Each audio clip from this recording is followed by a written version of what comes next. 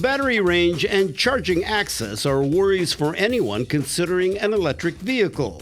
Now, Seattle City Light is working to ease those concerns. I think incrementally it does make a big difference because ultimately climate change is a reality. Can we bring these things together, and what does it do for our thinking about the natural world? Outdoor art adorns the Arboretum, providing a stunning display high in the trees. The allure of the Georgetown Steam Plant makes it a popular tourist stop, but it's about to embrace a new future. These stories and more next on CityStream.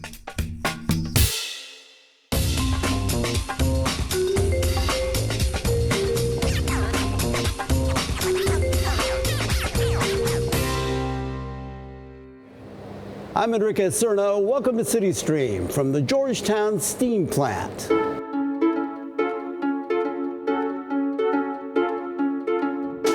Built by the Seattle Electric Company back in 1906, it's now a National Historic Landmark.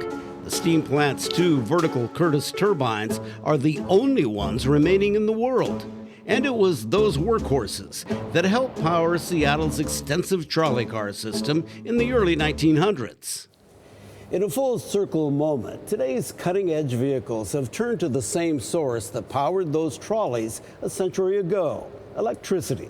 And a new program by Seattle City Light is helping to reduce the impact of gas-powered cars by making the adoption of electric vehicles even easier. Michael Crow explains. We live in a time of change, a changing climate and changing roadways of Puget Sound. I do see a lot of electric cars. Part of that change is driven by drivers like Lori Kempen, who decided to give up gas and chose an EV a few years back. She wanted to reduce her carbon footprint and found it easier than expected, even as the infrastructure to power these cars is still being built. I think it's a lot easier. I never have to go to the gas station. It's always charged and ready in the morning. It's very easy. Infrastructure is the key concern for EV adoption. It's a change, and people are justifiably nervous about battery range, charging access, what life will be like untethered from a gas station. Research by consulting firm Ernst & Young found a lack of charging stations is the top deterrent of potential EV buyers, with 51% of U.S. consumers more worried about finding a charging station at non-residential facilities than charging costs. They can use an app on their phone or an RFID card to access this. That's why Seattle City Light is installing curbside chargers like this across town, places for people to access level 2 faster charging. It's designed to help those in denser housing like townhomes and apartments. Seattle is an extremely dense city. The majority of people who live here do not have access to driveways or garages, so that they want to be able to have their own type of charging infrastructure. 31 stations like these are going in, focused in residential areas. At 21 cents a kilowatt, which is about 3 miles of driving, it's cheaper to fill up than the cost of gas. And interest is high. When City Light asked for community input on locations, they received more than 1,800 requests. So we're trying to keep that from being the hurdle that people are stumbling on before they go out and they look into buying one. The more infrastructure that people have access to, it's more of an idea that an electric vehicle is for me. The City of Seattle has a goal to reduce transportation emissions 83% by 2030. An important part of that is getting more gas engines off the road, especially in the urban core of Seattle, where a large percentage of air pollution and emissions comes from transportation sources. Energy from SCL is 86% clean hydropower. And every car off the road helps. A study by Cox Automotive found Americans bought about 1 million fully electric vehicles in 2023. I think incrementally it does make a big difference because ultimately climate change is a reality. They are already seeing results. This station at Portage Bay is often busy near Lori Kempen's home. Anything that makes it more convenient. And though she charges at home, she's glad her neighbors in apartments can access the same lifestyle changes. I do everything that I can to reduce my carbon footprint, and I hope that more and more people will do the same. I think that our government and governments around the world really need to make massive changes in order for us to maintain a habitable planet. There we go. It also helps recent adopters like Evan Pham, who took the electric plunge just after Thanksgiving. No, do not have a charger at home. I do live in a house, but I have a detached garage, so I need to actually go through the process of installing one. So he frequents this city charger in West Seattle's Alaska Junction. Just to get me in between the big charges. So like right now it's like an errand that I'm doing. I'm gonna hop over to Trader Joe's, and while I'm there, this should be ready. If you get a charger and can find one, which is the key, they're really fast. So usually I'm here for no more than, 20 minutes tops, but that usually gets me from a 30% to an 80%, which is pretty much all you need to get around for about a solid week or so. Proof of concept as the program looks at next steps. We need to learn from these, so we want to get these up and running. We want to see how the public interacts with them. We'll definitely watch the data, see which ones are being used more. And then we'll probably do some follow-up, find out, what the public thinks before we start another round. Changing the streets of Seattle, one charger at a time. As of this month, Seattle City Lights says 9 of the stations are operational, with 18 awaiting inspection before activation. So work on the project continues. For more information, including the location of charging stations, go to seattle.gov and search for Curbside EV Charging. Just ahead, art in the Arboretum. A stunning new sculpture now hangs from the trees. See how it came about as CityStream continues.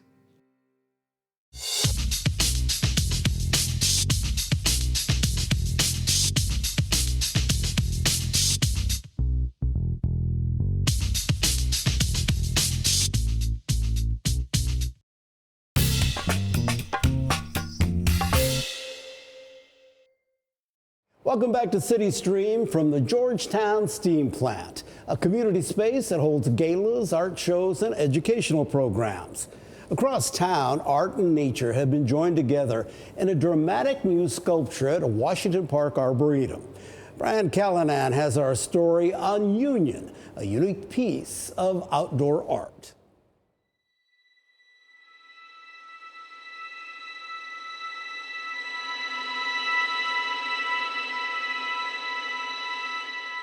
All right, ready?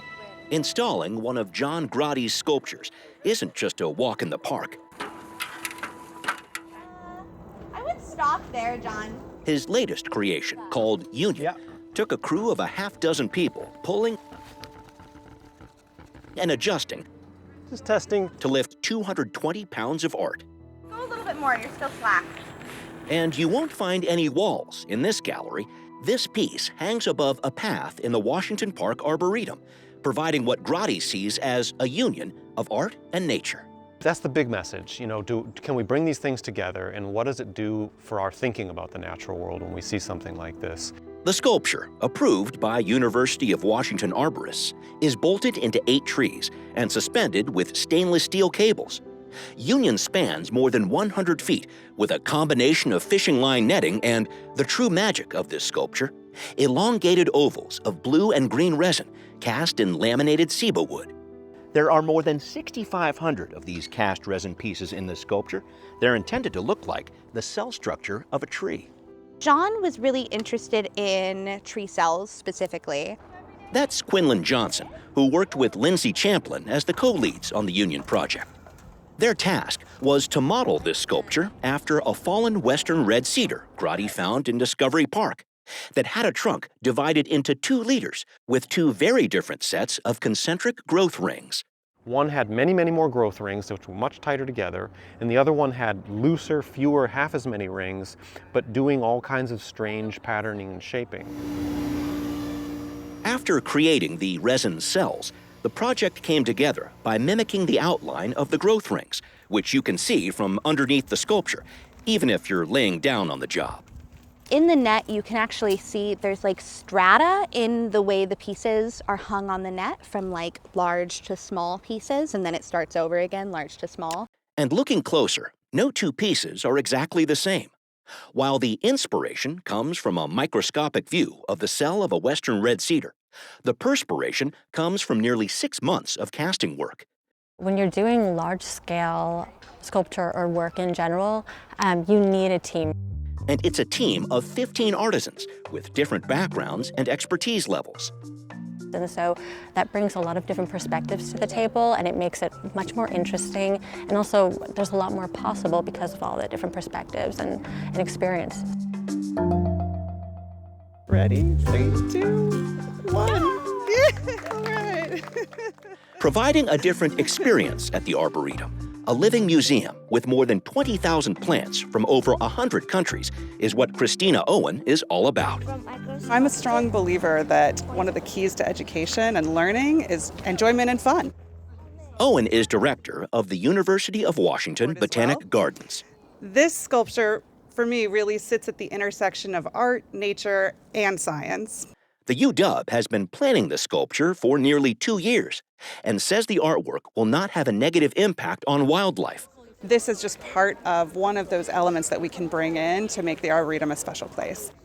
And Owen is excited to see the special changes Union goes through each season of the year, weighed down by winter rain or sparkling in the summer sun.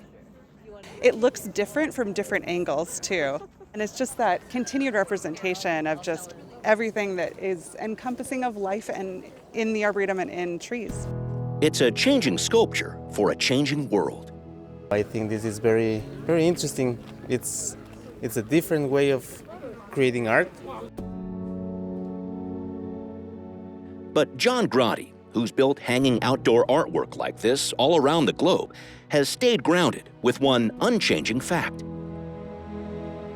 I can never compete with the natural world. So you're going to get more out of a tree or a walk in the forest than I'm going to be able to offer. Wow, it's super magical if you look at it. But that's just one branch of the Union story. It's been said that great art picks up where nature ends.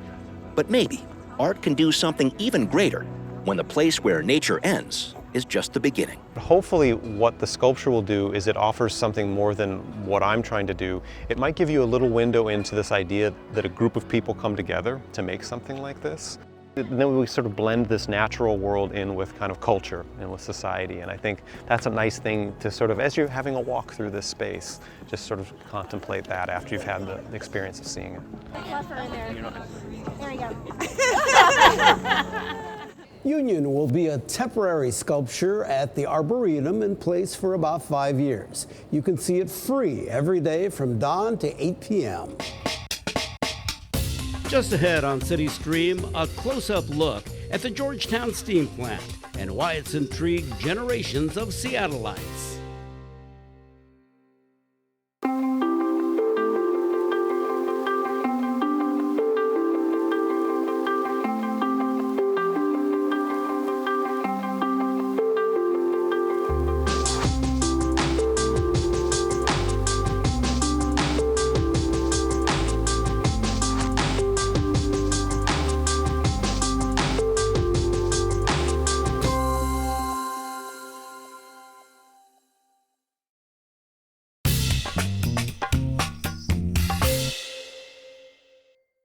It's now been 70 years since the Georgetown Steam Plant last produced electricity, but it played a major role at the beginning of the 20th century, providing power to a rapidly growing city. Today, the steam plant is given way to hydroelectric dams and sleek locations like the newer Denny Substation. But how exactly do Seattle residents get their electricity? Dennis Bounds explains. This probably comes to mind when you think of a substation. Not this. The unique metal design grabs your attention. Inside, it has the same collection of electrons, protons, and neutrons as any other substation. But how was the energy utilized? We started planning on this project back in 2003. It will not be your grandfather's substation. Michael Clark knows this project well. The first question to him, what does a substation do? Easiest way I could describe it for somebody, everyone has a cell phone and everybody gets a charger with that cell phone. And usually, like an iPhone, I have an iPhone and there's a cube and that's a transformer. That in itself is a substation. And I plug it into the wall and it takes the voltage from the wall, it steps it down to the lower voltage that my cell phone needs to charge and operate on. That simplifies things. Substations take the power surging in from high voltage lines and convert the flow to a manageable level. So, when a City Light customer flips a switch, instantaneously an electrical charge powers a lamp, producing the glow that lights an entire city each night. But let's back up a step. How are substations energized? How do Seattle residents get their power? Well, for Seattle City Light, primarily we generate our power from hydro resources.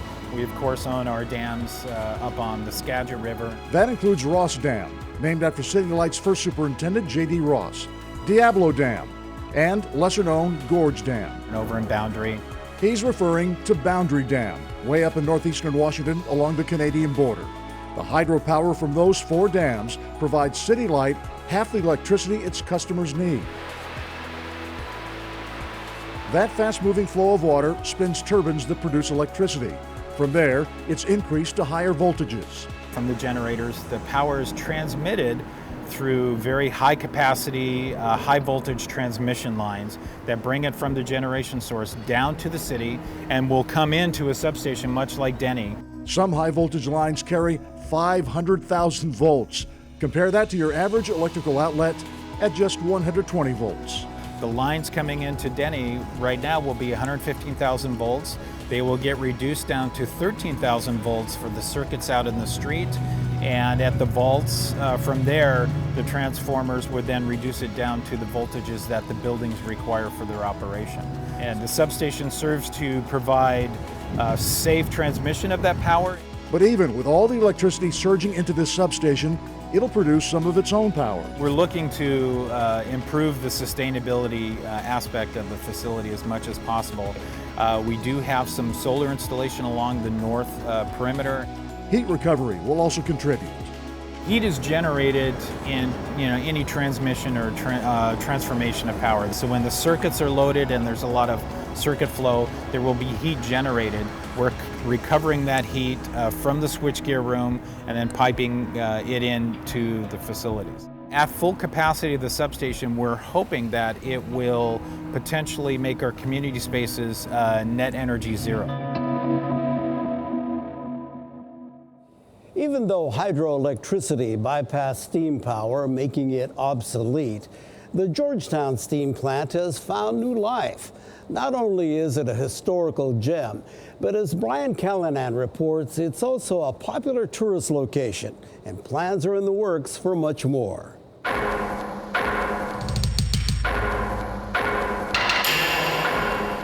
The place is gritty, grungy, and grimy. So why have 300 people shown up to look at it? It's pretty cool. You don't see this kind of stuff every day. It's a perfect place for a Frankenstein movie. It's the Georgetown Steam Plant, a boiling hot blast from Seattle's past. See how this connected on the back like that? And there's all these different places in here to explore. It's just an amazing space. And besides that, it's an incredible piece of Seattle history. The Seattle Electric Company built the steam plant in 1906, mostly to power its streetcar system. The Seattle we know of the different neighborhoods with the central downtown core was made possible by the electric streetcar system that was here in the early part of the 20th century, and the steam plant played an essential role in providing power for that system. But the plant's usefulness was short-lived. Just a decade after these turbines were first fired, steam power was getting short-circuited by a cheaper source of electricity, hydropower. And over the years, the facility that had ignited a city's growth became just a hot backdrop for a dance video, band concert, or zombie movie. But you can't keep a good plant down. I'm just amazed how preserved it is. The Georgetown Steam Plant is firing up a lot of excitement. Back in the days this place was built, a gauge was almost a work of art. Now that Seattle City Light, the owner of the plant, has opened it back up for tours. So we're standing in the real heart of the building. the engine rooms. It's basically an open house and people are free to come in and walk around, and there's volunteers here to answer questions. So we have 2 vertical turbo generators. We take you through the building, we tell you about the history, we tell you about the equipment in here. The spark plug is what makes the explosion. We have one group of guys who are here all the time. They're guys who make these miniature replicas of old steam engines and put them on display here. It kind of adds a really cool sound to the building because you hear their little engines spinning and firing, and it's really cool. Yeah, there you go. Yeah. Instead of building this out of structural steel, they decided to build it out of reinforced concrete. Mike Aronowitz is a senior environmental analyst at City Light. He volunteers his time to give tours here. I just love history, but then the more and more that I see other people engage and interact with the building, their eyes light up and they ask questions. The steam turbine is the silver unit. It's just great, like meeting people who are interested in the building. I think it's really cool about how everything works. I took 44 pictures of the whole place. It's lucky for these visitors there's a steam plant here at all. It just barely escaped the wrecking ball. So after the building was decommissioned in the 1970s, there was talk about demolishing the building, but we discovered the significance of the building.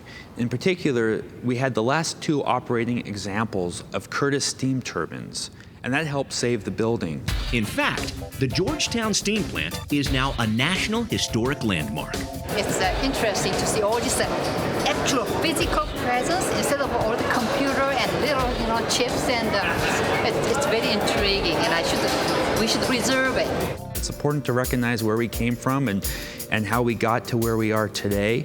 And it also has significance for the future. It's called a side plate.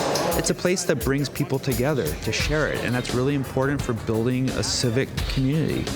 The electricity the Georgetown Steam Plant generated a century ago helped shape modern Seattle.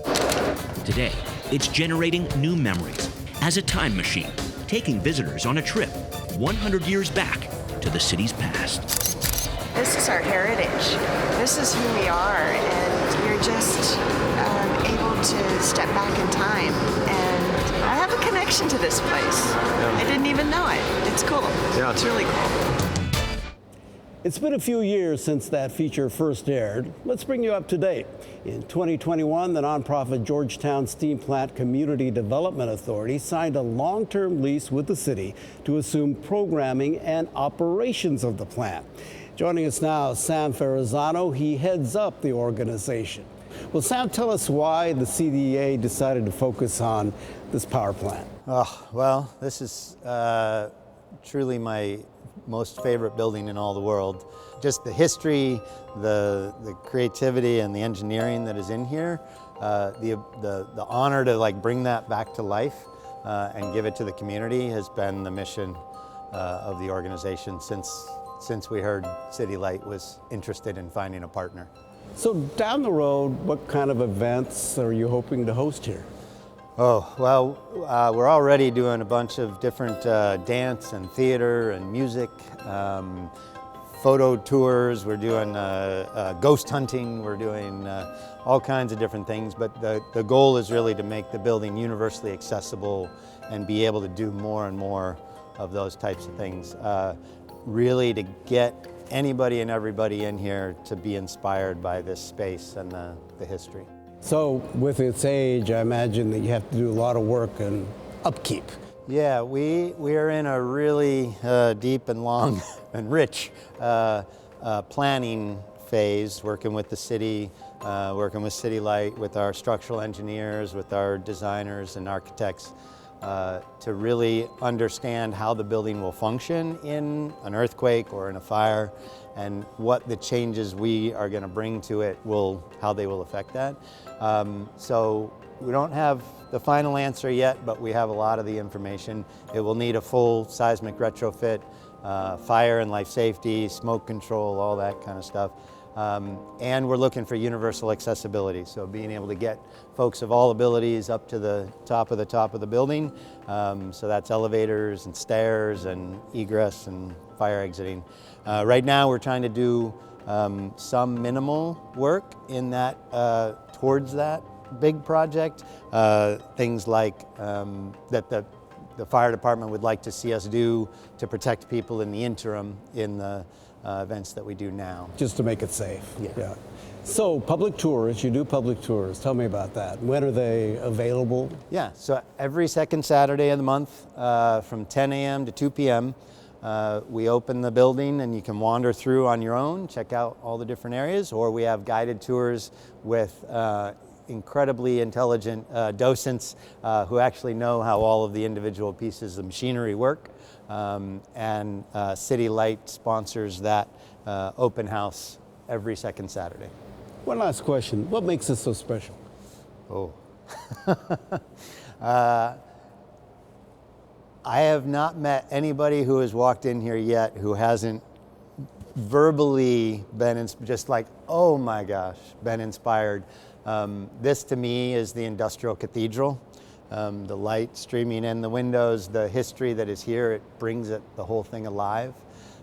Years ago, I told City Light I would clean the toilets and mow the lawn and everything if I could just live here. And they laughed at me. But now I have the keys for 60 years, and really the goal is to get the community to share in this amazing resource. Thank you, Sam. Appreciate all your passion for this place. We'll be right back.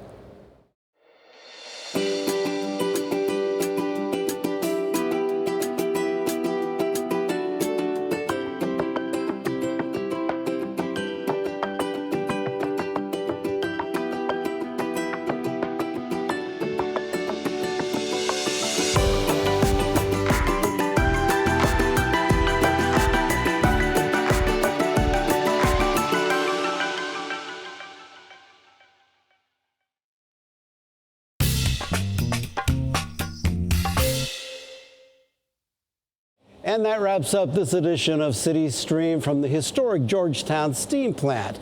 If you'd like to see more of the Seattle Channel programming, go to our website, seattle.gov, and search for feature shows. I'm Enrique Cerna. Thanks for joining us.